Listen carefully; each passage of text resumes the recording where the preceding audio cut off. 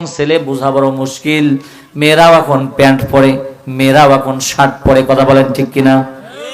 কি জামানা এলো এখন যে ছেলেদের মতো মেয়েরাও চলে যে।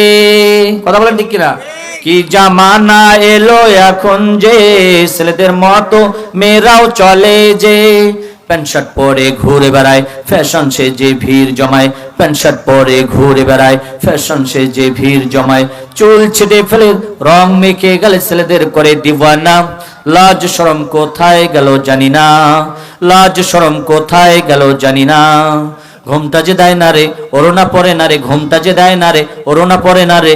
চলা ফিরা খোলা মেলা, লাজ শরম কোথায় গেল জানি না, লাজ শরম কোথায় গেল জানি না। ও পর্দার নিয়ম যে ভালো লাগে না, পিতা মাতার কথাও যে শুনে না। কথা বলেন ঠিক কিনা? এইরকম নারী আছে না নাই? ও পর্দার নিয়ম যে ভালো লাগে না, পিতা মাতার কথাও যে শুনে না। ইচ্ছা মতো সে পার্কে যায়, বন্দুক নিয়ে চাইনিজ খায়। ইচ্ছা মতো সে পার্কে যায়, বন্দুক নিয়ে চাইনিজ খায়। প্রেমে পড়ে যায়, সবে ভুলে যায়, জীবনের মায়া থাকে না। লাজ শরম কোথায় গেল জানি না, লাজ শরম কোথায় গেল জানি না। কথা বলেন ঠিক কিনা? আজকে এমন আমাদের সমাজে এমন পোশাক পরিধান পরিহিত করে নারীরা, ছেলে না মেয়ে বোঝা বড় মুশকিল। কথা বলেন ঠিক কিনা?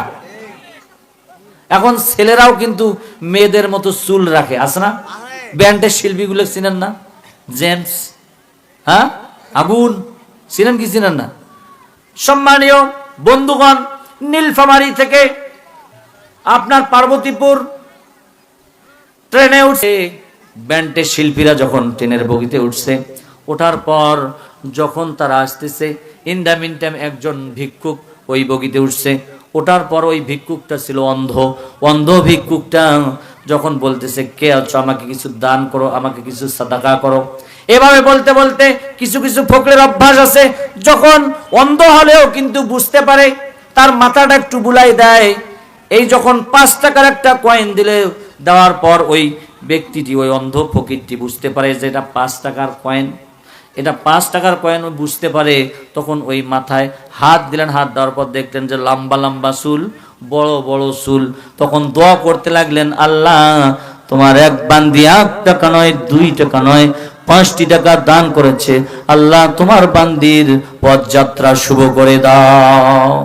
তখন ওই ব্যান্ডের শিল্পী রাগ হয়ে বলল, এই বেটা বেয়াদব ফকির, কি বলো তুমি?